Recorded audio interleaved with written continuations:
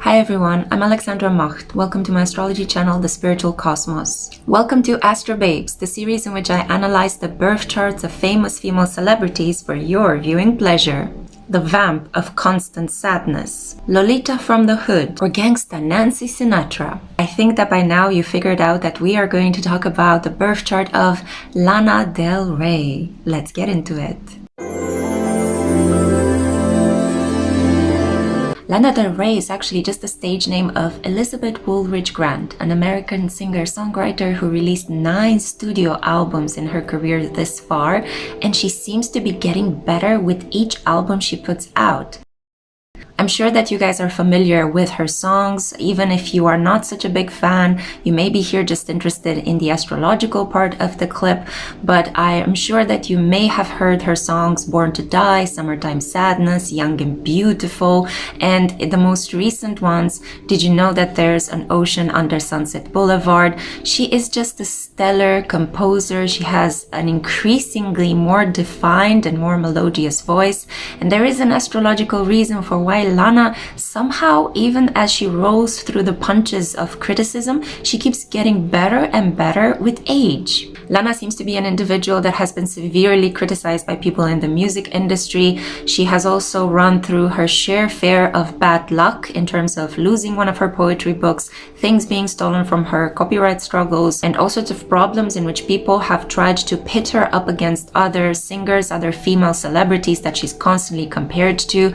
But it seems like she gracefully navigated such energies, and in spite of the fact that she keeps singing about the disappointments in her romantic life and her music carries this sad girl melancholy vibes, this nostalgia for an America that seems to be bygone, something from the past, the vintage image of 1950s perfection and yet also decay. Some people have criticized her that she is romanticizing domestic violence and toxic relationships, but I personally think that she's creating such a gorgeous imaginarium, and you should take her music for what it is, a fantasy experience. Lana has been perfecting the glamorous beehive kind of image of 1950s singers. She seems to draw heavily from the image of Priscilla Presley and the way she decorates herself. And there is an astrological reason again for why old-fashioned, traditional type of makeup seems to fit her so well. Now, because an astrological birth chart is something that I could get into and spend time here talking to you about it for months and years, I am not going to do this because I am limited by the amount of time that I want to make this clip fit into.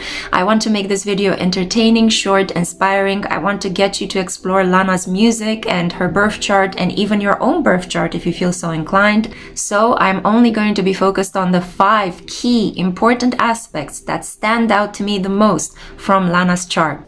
Now, before I dive into Lana's birth chart, dramatic hair flip aside, here is Lana's birth chart so you can have a look at it too.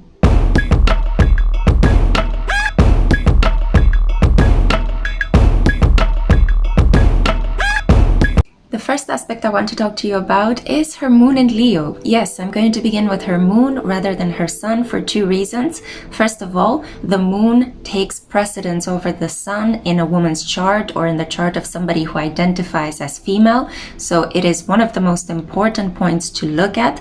And 2, just like she croons in the song Chemtrails Over the Country Club, Lana defines herself as her moon is in Leo, Cancer is her sun. Keep that in mind. She seems to adopt more of this glamorous energy of her moon in Leo rather than her shy and sensitive Cancerian sun, even though they both support each other very well because Lana is such a warm person at her core. In terms of understanding Lana's moon in Leo in the 9th house placement, I really like the description that Donna Cunningham in her book Moon Signs, The Key to Your Inner Life, is giving such a fiery, charismatic, tempestuous moon.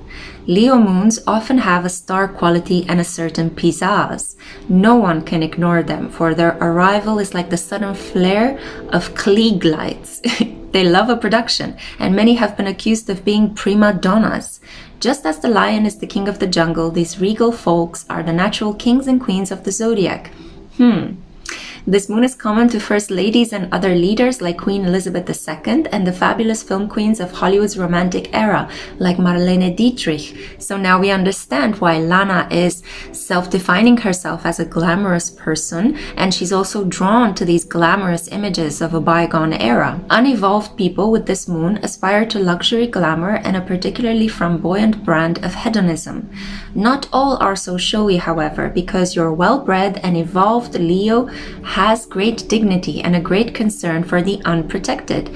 And Lana does sing in her songs about the downtrodden, about how it feels to understand and deeply love and accept those that are going through harsh times, about people that live on the margins of America's counterculture. And she's also talking with such compassion and depth about their plight and how her life is oftentimes mingled with their lives as well. Leo moons are loyal, magnanimous people, generous to a fault. This moon also has an endearing warmth, humor, and a childlike capacity for play acting. They generally relate well to children, for they haven't lost touch with the child within. And it would be fascinating to see if Lana would ever decide to maybe adopt a child or give birth to one. She still has time, she's in her prime, but it would be fascinating to see how she would be like a mother. I see her as a very playful mother. She'll be very proud, very loyal, very protective of her children if she decides to one day have some. Now let's talk a little bit about the fact that her moon is in the 9th house, which makes her borrow some unconscious energy from the lucky sign of Sagittarius. Lana is warm, passionate, and incredibly spicy in her private world. We see the restrained energy that she projects on her Scorpio ascendant. We see the mysterious persona, but we know we're getting hints through her songs, through her videos, that she's a really glamorous personality. Lana is a person that would fight for you. She fights for the people that she loves, and she is somebody that doesn't take any BS as well. You see how in her videos, in her recent ones especially, she's basically just doing this sign all the time, and she's kind of like talking back and clapping back at people criticizing her, and I really love that. It's not taking away from her personality, it's actually adding a sense of beautiful self-respect. It's making her more adorable, more likable. You want to kind of side with her because you see that she's not just a celebrity that is rolling with the punches of criticism and behaving like she's this image of kindness incarnate and an all-forgiving mother figure. No, she's a person that gets irritated sometimes, you know, and she likes to talk back and set things straight. A moon in the 9th house gets her to feel emotionally close to international people, those people that come into her life, especially people from all over the place in the globe, foreign people, are the ones that really make her heart feel happy. So when she says that she really supports other celebrities, when she says that she really stands by her friends, when she says that she is not a racist, she understands other ethnicities, when she says that her fans mean the world to her, believe her, because you can see from this placement that she is a very open-minded individual in spite of the other statements she is making that are embroidered in that past life karma with her Saturn in Scorpio and her Venus conjunct her North Node in Taurus. All the other statements she's making about male-female relationships, which also tend to irritate me, to be honest. As a self-confessed feminist myself, I also used to teach gender studies when I was having my bout of academic teaching. But it's interesting because we would often talk about Lana del Rey in class and her controversial statements. I'm going to talk a little bit more about those two placements towards the later portion of this clip, but now coming back to her moon in Leo, she's an extravagant, flamboyant, a little bit dramatic, a pillow queen personality. She can be quite extreme, quite self-obsessed, but she can also immediately cut off people that have been hurting her. So we see here a sign of self-respect, a sign of integrity, and a sign of truly making the world, because the 9th house represents international energy, the higher mind, spirit, and the divine. We see her making all of these things close to her heart. The second placement I want to talk to you guys about, of course, is her sun in Cancer in the 8th house, conjunct Mercury and Mars. Wow, that's a powerful trio of energies of planets to have in one of the darkest, most sensual, most intimate house of the zodiac. So no wonder her music tends to have this melancholic sheen. No wonder her songs tend to be quite explicit and in-your-face sensual. Lana has this darker energy present in her life. You could even say that this is what her life revolves around: emotional depths, emotional melancholy, and emotional healing. One thing I need to point out from the beginning is that her sun in Cancer is at 0 degrees. So this is an energy that she's learning to embody more of in this lifetime. She doesn't know how to be confident. She doesn't know how to be radiant. Her soul incarnated at 0 degree because she needs to adopt this light deeper and deeper into her life path the older she grows. Here is how 0 degree in Cancer is symbolically described as a degree. So she's literally bringing light in one of the darkest places of her zodiac, the 8th house, the famous house associated with blood, sugar, intimacy and magic. Lana's sun conjunct Mars is a really fascinating conjunction to have. Now, Mars is known as the lesser malefic, but it's still a malefic energy. Lana, unfortunately, doesn't have the best markers in her chart. Her ascendant is loosely conjunct Saturn and Pluto, to very heavy karmic counterparts. Her Venus is conjunct Lilith and the North Node, again points of obsession and ruin in romantic love. And also her Sun is conjunct Mercury, which is a really beautiful placement. Most of us usually have our Sun conjunct Mercury, so it's not really such an uncommon placement to have. It does talk about you associating yourself with your thoughts, and it gives you a gift of gab. It helps you be a very good communicator. But at the same time, because Mars is there, unfortunately, even Lana's solar light is flanked by a malefic energy. So we see here a woman that has to fight against all odds in this lifetime. And if she reached this level of wealth and fame, believe me, it hasn't been at all easy for her to get there.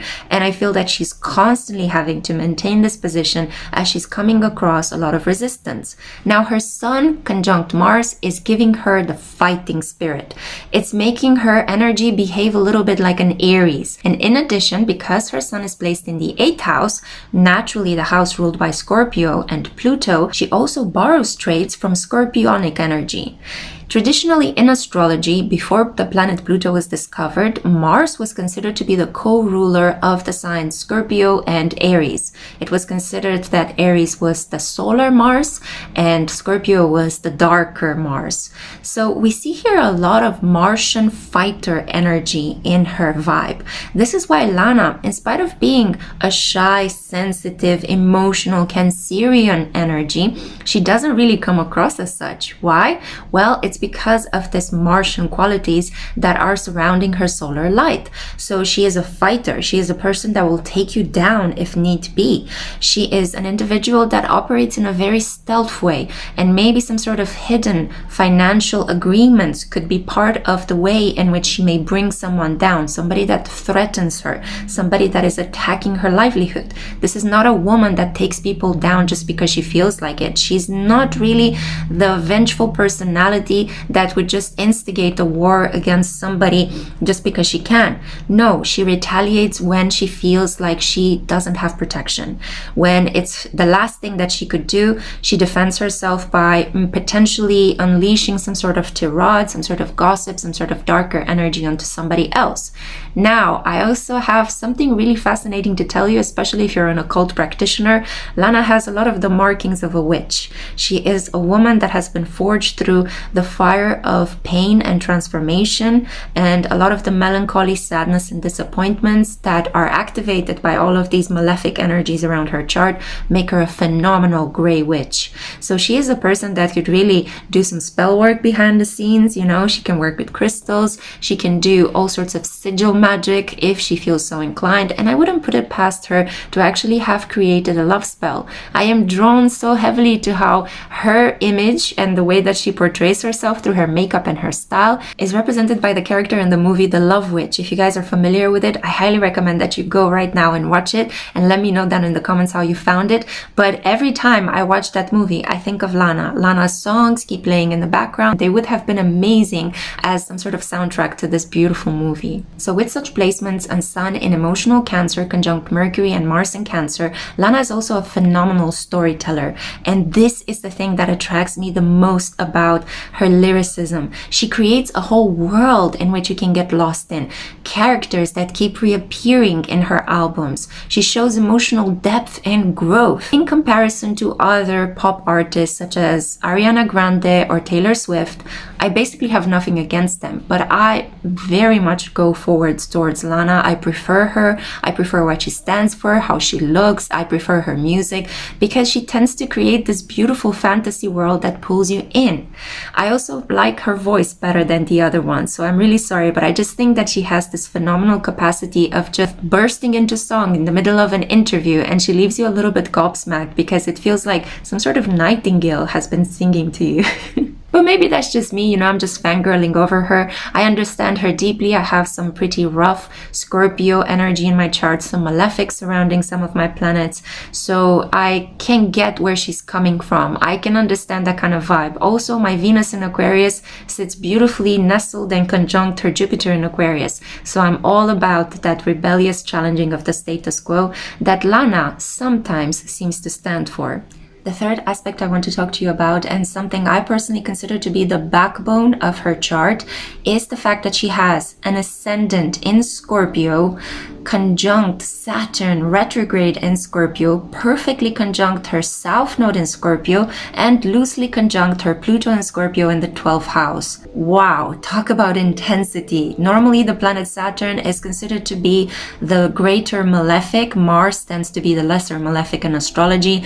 When it is retrograde, it is more powerful. It is working in a stealth way, constantly dishing out karma in a person's chart. And when it is placed so closely to the ascendant and in the first house, Saturn retrograde in Scorpio, it's about processing emotions through the body, healing your sensuality, healing your femininity. And it is connected with some really deep wounds related to betrayal and lack of trust, also being in some way backstabbed or played by those that you call your nearest and dearest. I mean, Lana is known for having showcased a tattoo that says trust no one, and I attribute the need to tattoo this on her body to that powerful Saturn retrograde in the first house in Scorpio. In addition to this, she sings in her songs about so many failed relationships, about needing to let go of those that you love, about men that she loved that are dealing with addiction or with pent-up violence, about all sorts of exchanges in the intimate realm that tend to leave one with a broken heart and a sort of feeling of emptiness inside. I mean, with such powerful water energies, both on her ascendant, on her Saturn, and also on her Sun, on her Mercury, on her Mars, no wonder that she talks so much about the darker, deeper emotions of life. And I personally really love her because in an age in which everything seems to be pushing us towards positivity and repressing emotions and being rational human beings, Lana reminds us that we are instinctual creatures, that we do have a darker side. And this shadow aspect comes out so gorgeously in her lyrics and in her music. Her songs really heal a deep, broken aspect of your heart, and I really commend her for that. The fourth aspect I want to talk to you about is her Jupiter in Aquarius in the third house. She is a genius lyricist. Based on this placement alone, I can see that she is a person of high intelligence. This is a woman that gets bouts of inspiration out of the blue, and when she gets them, she really needs to do something to bring them out of herself. She is using music and writing music as a way to basically organize her mind from the chaos within, because Aquarius energy ruled by Uranus can give you this electrifying kind of vibration. It can possess you with all sorts of insights that spring upon you randomly out of the blue. And Jupiter expands this energy, so it makes her a very curious character, a very curious lover. She likes everything that is weird, unique, contrasting, clashing. She likes rebels, outcasts, people that live on the margins of society. And a lot of these people are the lovers that populate her fantasy imaginarium in her songwriting. Jupiter in Aquarius in the 3rd house also talks about her receiving a lot of help and support from her friends, from the people in her local community, her being a person that likes to stay local rather than international. But she is an individual that can gather a large group of people around her. She stays in touch with the people that have been by her side since childhood. This is an individual that also likes to innovate, likes to create and bring forth all sorts of things that haven't existed before. This placement is truly a sign of a unique mind. Her Jupiter is making also a lot of aspects, as you guys can see from the chart. We see very strongly how Jupiter is creating this fan-like structure in her chart, where it is maintaining all these aspects, some harmonious and others not so much. She has, for example, a really tough square between Jupiter and Venus, which can lead to exaggerations. Another square between Jupiter and Saturn, which means that her brilliant ideas are not going to be understood by the people that she attracts in her life. She is going to come up with a lot of criticism and resistance, and many people are going to judge her by how she looks, Saturn in the 1st house. Her body and her sensuality are going to constantly clash with her brilliant mind, with her out of this world talent as a lyricist. We nonetheless see that Jupiter is making really supportive aspects to Chiron and Uranus. So she literally heals her heart and other people through her music, through her songs, through her words, through her poetry. Not only that, but she is breaking a couple of taboos. When you have Jupiter in Aquarius, you're meant to be rebellious in some way. You're meant to go up against the status quo, no matter how much you're trying to maintain it. So this is why we see in Lana a contradiction. With her Venus in Taurus, she loves traditional things. She loves history. She loves fitting in. She loves people that are classically beautiful. She likes the gender division in society and maintaining and upholding certain old-fashioned traditional norms. But her Jupiter in Aquarius squaring this Venus in Taurus is really making this clash between some of the things that she is fighting against and some of the things that she's being drawn towards.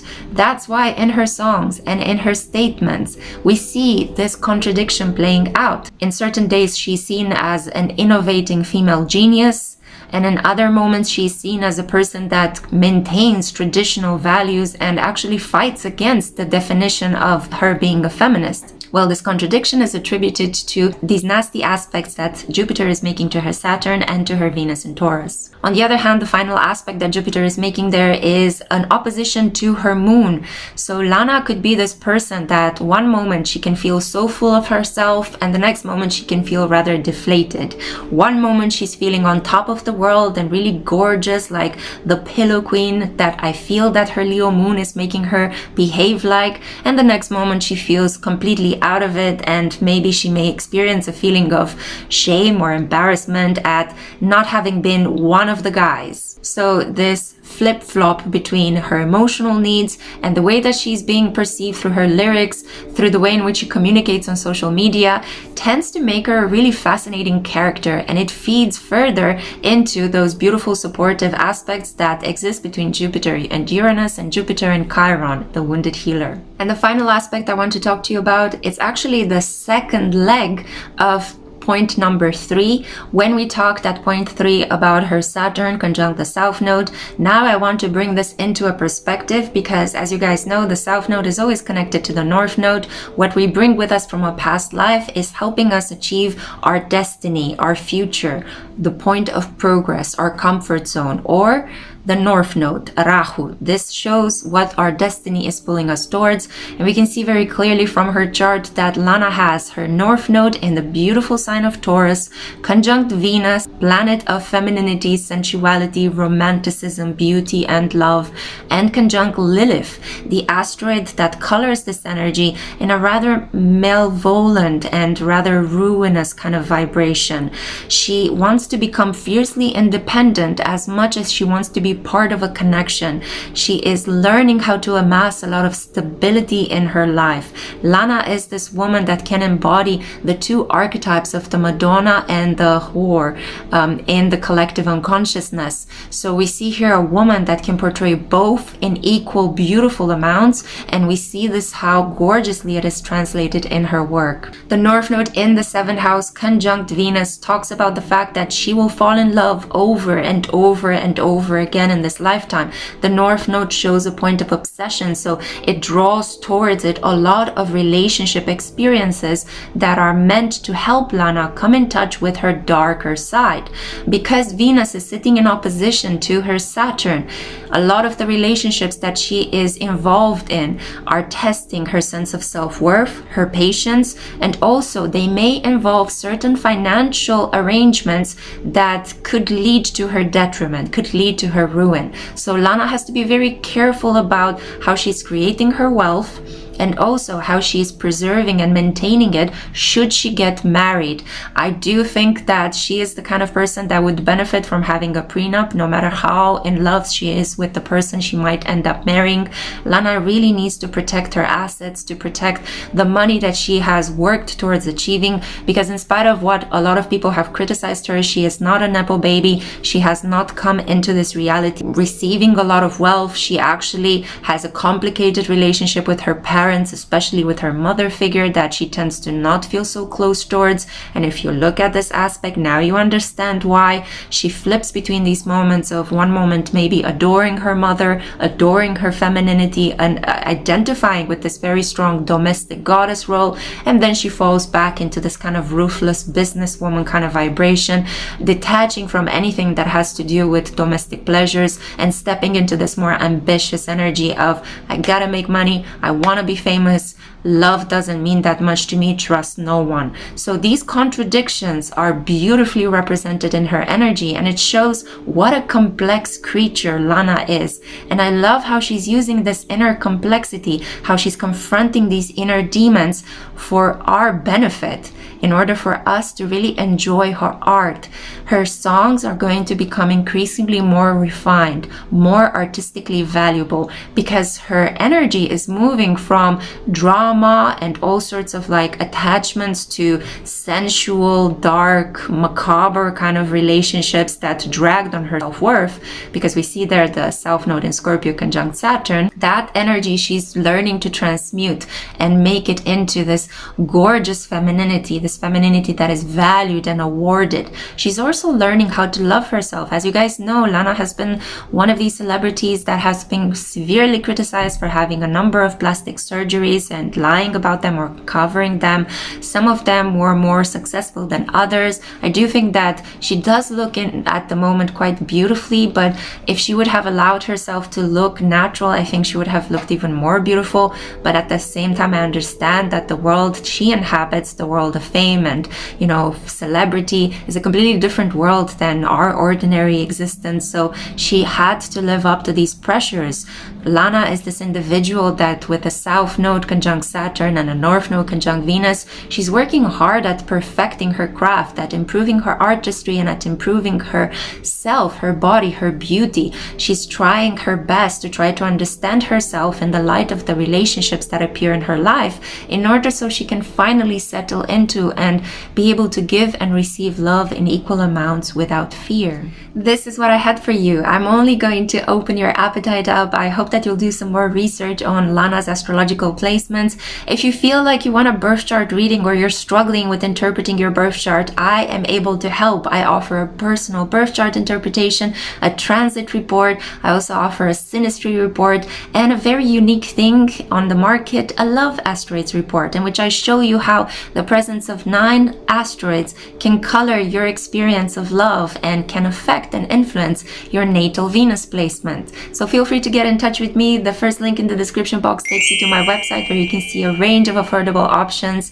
You can also support my work and this channel, support me in the creation of many more episodes in the Astrobabes and Astrohunks and Vintage Hollywood series by becoming my patron. You can become a patron for just $5 each month, and you can access a lot of extra astrological and tarot-based occult content. So head on over to my Patreon if you feel so inclined. If this is where I leave you, then thank you so much for being here. I appreciate you liking this video, subscribing, sharing it with your friends. Let me know down in the comments what you think of Lana. Do you like her? Do you dislike her? Why not? Do you have certain points in common with her? Are you also a Cancer sun baby? Do you have a moon in Leo? Are you a Scorpio ascendant? Let me know. Let's start a conversation. I'd be more than happy to read your comments and to reply to them. Until next time, in good faith, I cosmically send you so much love. See you then. Ciao.